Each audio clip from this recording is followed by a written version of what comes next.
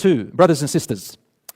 The second thing I want to talk about is I want to advise you about how to search for a spouse and what are the boundaries and limits in accordance with Islam. In saying that, I need to talk about the reality of this world as well. For me to sit here and tell you the traditional way, like the way they used to live in the past in Mecca and Medina, is impractical. I'm not going to sit here making life so hard and telling you that you've got to live like them. It would be ideal that there is no communication between men and women who are not related to each other, and the way to get to know her or him is to go straight to the father when you hear about them, and that's the first place you see her and you talk and under supervision and so on and so forth. But in reality, in our life, we have social media, we have the internet. You talk to the young people, teenagers, and if I'm going to sit there and say, don't talk, you can't talk, boy can't talk to girl, girl can't talk to boy, they might say to me, inshallah, but they're going to think, well, it's normal. Boys talk to girls, girls talk to boys. Isn't that right? In school, they have group chats in the school, they're all together, they talk. To sit there and say, don't talk, it's not really going to work. That's the reality. Some people may get upset with me and say, why are you saying this? Inshallah, it's better to avoid it, brothers and sisters. But I'm saying in reality, people do talk. So instead of just cutting it off and them doing it behind our backs, let's talk about a solution. Let's talk about employing it. Let's direct them. Let's guide them. The idea with teenagers, if you're a parent, is to discuss with them. Why, daughter? Why, son? What are the fears? What are the ramifications? What are the consequences of chatting with boys and girls chatting together on the internet and so on? Talk about the fears and ramifications. Let them think, have a discussion. Because you can't have control over, especially with teenagers, you have less control over them. So the scholars of today have spoken and said, look, the minimum, if a person truly has good intentions for marriage and they can talk with the person respectfully, they know themselves and they can respect the boundaries so it doesn't become inappropriate between them, and it's truly for marriage, they can talk necessarily as much as it needs to be, but to try their best to move from that step to the next step. Some sisters ask me, how do I know a guy is playing me? How do I know a guy is just wasting my time? We say, well, there are a few signs. One of the signs is, one person said to me, bro, it's easy. Just tell her to tell him, this is my dad's number, give my dad a call, we'll talk over there. That's the easy way. And that's the way to know if he's serious or not. If he starts wiggling around and making excuses, you know he's not really serious. But then there are some brothers, they say, look, let me just talk for a bit, and just before I go and make everything serious, they're very scared, they start getting stomach aches and they start getting all these problems. I understand. And you can try. The sister knows that he's playing her or her thing when she asks important questions. Look, I'll only talk twice or 3 times. I am interested in marriage, but after that, I'm going to tell my parents about this. And then if he starts wiggling around and changing the appointments and wants to keep talking and talking, then you know that this guy is trying to play games. Honestly, brothers, look at your own sister or your own daughter. How would you like them to be treated? So really, you've got to use the brain rather than here or somewhere else. You need to use the brain. Brothers and sisters, it's very important that we respect each other.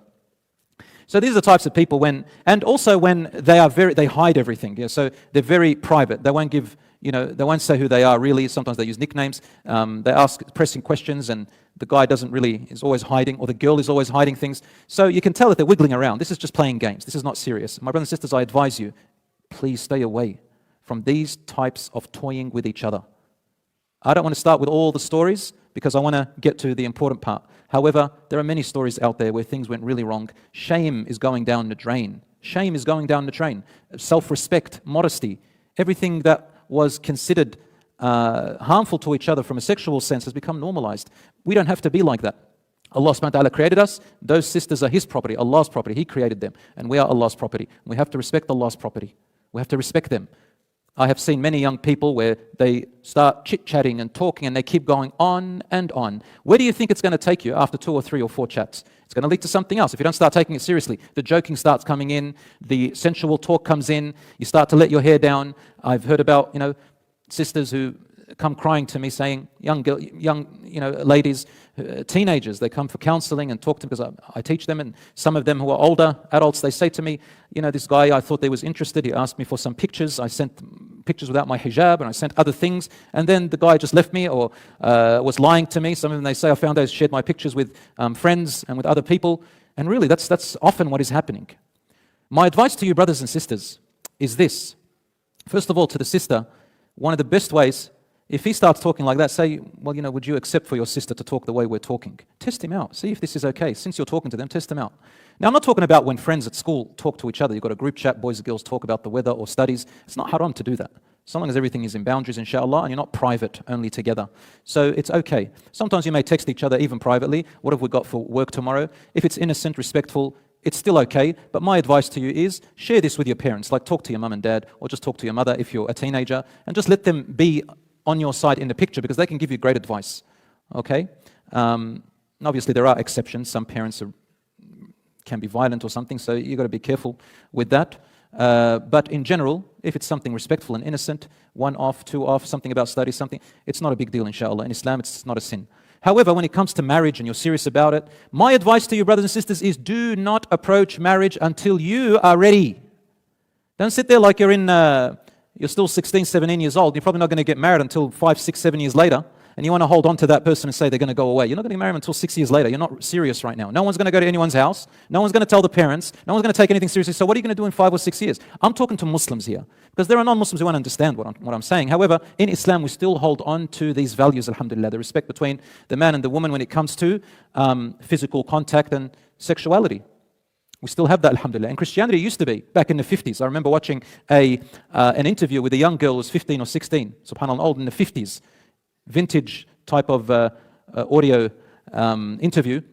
And she says, I will never have a boyfriend, ever. I will stay a virgin until I get married. These were the principles throughout history. But only now, after the 60s and 70s, did we have nudity and shamelessness and all this sexuality start to come out, subhanAllah. Brothers and sisters, it's very important. When you're ready, inshallah, make the move. If you're not ready, what are you doing 4, 5, 6, 7 years? Allahu A'lam, what's going to happen in that time? My advice to you is when you're ready financially, mentally, physically, then inshallah, make the move. And inshallah ta'ala, there's little room to keep mucking around, keep spending time. I said mucking, that's an Aussie word, please don't misunderstand me. So stop fiddling around and playing around games. Get serious, inshallah, as much as you can. Brothers and sisters, let's move on to the next path, inshallah. I'll leave some room for questions later on, because I know I'm just touching on every bit, and I know that you've got questions. Bismillah.